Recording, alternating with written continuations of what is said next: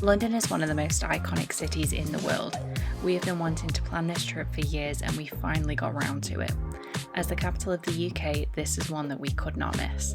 It has a reputation for being one of the most expensive cities, and so we wanted to share some of our favourite free activities if you want to see iconic London on a budget. So come with us as we visit as real tourists and get to share with you our top 10 free things to do in London. First up is Kensington Palace and Gardens. Kensington Palace was once a small and suburban villa known as Nottingham House. New monarch William III and Mary II chose the modest mansion in 1689 to be their country retreat. Over the years, Stuart and Georgian monarchs transformed the palace into a fashionable home for Britain's young royal families. More recent, the palace has been home to Diana, Princess of Wales and Princess Margaret. It is also the official London residence of TRH, the Prince and Princess of Wales and their children. On the morning of 20th of June 1837, Princess Victoria woke up to be told that the King had died and that she was now Queen. She was just 18 years old. She held her very privy council meeting that day in the Red Saloon at Kensington Palace. A few weeks later, she departed for Buckingham Palace, admitting she would miss poor old Palace. A statue of Diana, Princess of Wales, is located in the sunken garden, commissioned by William and Harry on the 20th anniversary of her death, as a memorial to Diana on her 60th birthday. Next up is the Victoria and Albert Museum. The Victoria and Albert Museum, abbreviated V&A, is the world's largest museum of applied arts, decorative arts and design, housing a permanent collection of over 4.5 million objects. It was founded in 1852 as the Museum of Manufacturers and subsequently renamed in honour of Queen Victoria and Prince Albert. The V&A's main South Kensington site is in the Royal Borough of Kensington and Chelsea, in an area known as Albertopolis, because of its many cultural institutions, monuments and other features that bear Prince Albert's name or with which he was associated. In addition to the Victoria and Albert, these include the Natural History Museum, Science Museum, Imperial College, Royal Albert Hall, Prince Consort Road and Albert Memorial. The museum is a non-departmental public body sponsored by the Department for Culture, Media and Sport. As with other national museums, entrance is free. In addition to the South Kensington side, the museum's collection is housed in Dundee, Bethnal Green, Stoke-on-Trent and East Storehouse. V&A East Museum opened in April 2026. Next up, Harrods. Harrods is a luxury department store on Brompton Road in Knightsbridge, London. The building was designed by C.W. Stevens for Charles Digby Harrod and opened in 1905. It replaced the first store on the grounds founded by his father, Charles Henry Harrod, in 1849, which burned down in 1881. The store spans 1.1 million square feet of selling space, making it the largest department store in Europe and one of the largest in the world. Harrods is one of the most famous department stores worldwide, attracting 15 million visitors annually as of 2023. Its building was Grade 2 listed on the National Heritage List in 1969. The original holding company, Harrods Stores Limited, was formed and began trading on the London Stock Exchange in 1889. It was acquired by and merged into the House of Fraser in 1959, which itself was acquired by the Fayard brothers and became a privately held company in 1985. Next up is Covent Garden. Covent Garden is a district in London on the eastern fringes of the West End, between St Martin's Lane and Drury Lane. It is associated with the former fruit and vegetable market in the central square, now a popular shopping and tourist site, and with the Royal Opera House itself known as Covent Garden. This district is divided by the main thoroughfare of Longacre, north of which is given over to the independent shops centred on Neal's Yard and Seven Dials, while the south contains the central square with its street performers and most of the historical buildings, theatres and entertainment facilities, including the London Transport Museum and the Theatre Royal, Drury Lane. It's a shopping and entertainment hub in London's West End. Covent Garden centres on the elegant, car-free piazza, home to fashion stores, craft stores at the Apple Market and the Royal Opera House.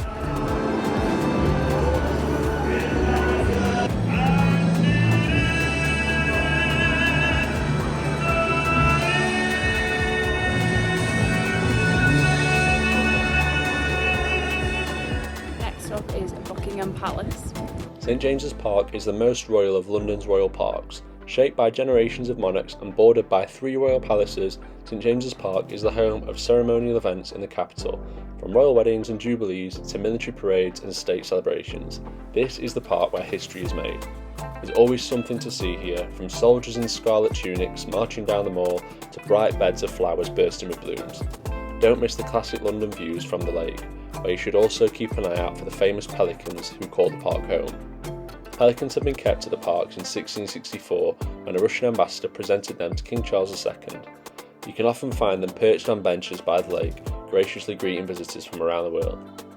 Buckingham Palace is recognised around the world as the home of the monarch, the focus of national and royal celebrations, as well as the backdrop to the regular changing the guard ceremony. Buckingham Palace's magnificent state rooms open to visitors each summer. Next up is Big Ben. Big Ben is the nickname for the Great Bell of Great Clock of Westminster, and by extension for the clock tower which stands at the north end of the Palace of Westminster in London, England. Originally named the Clock Tower, the structure was renamed the Elizabeth Tower in 2012 to mark the Diamond Jubilee of Queen Elizabeth II. The clock is a striking clock with 5 bells. Its nickname Big Ben derives from the tall Sir Benjamin Hall who oversaw its installation. The tower was designed by Augustus Fugian and Sir Charles Barry in the Perpendicular Gothic style and was completed in 1859. Next up is the London Eye.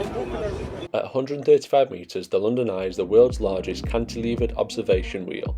It was conceived and designed by Mark Sparefield Architects and was launched in 2000. It has won over 85 awards for national and international tourism, outstanding architectural quality and engineering achievement. In fact, it has become the UK's largest, most popular paid for visitors attraction. In 2020, the London Eye celebrated its 20th birthday.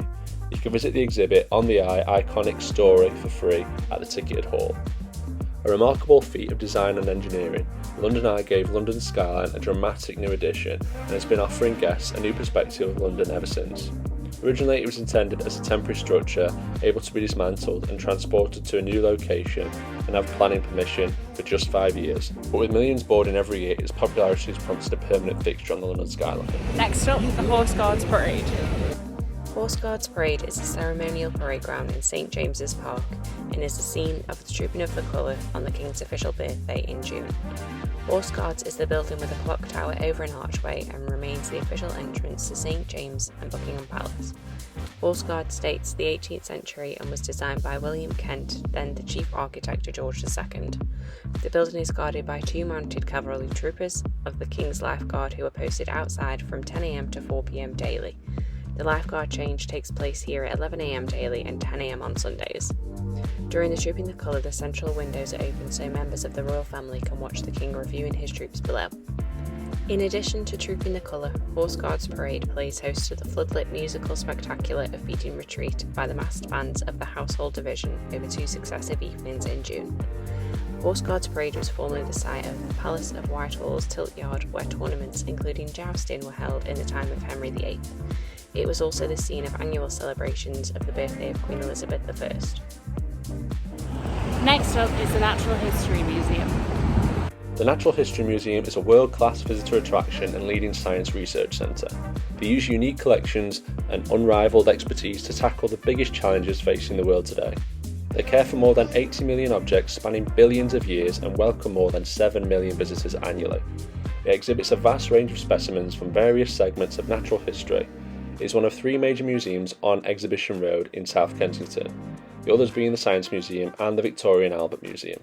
The 5 main collections are botany, entomology, mineralogy, paleontology and zoology. Given the age of the institution, many of the collections have great historical as well as scientific value, such as specimens collected by Charles Darwin. The museum is particularly famous for its exhibition of dinosaur skeletons and ornate architecture. Next up is Tower of London.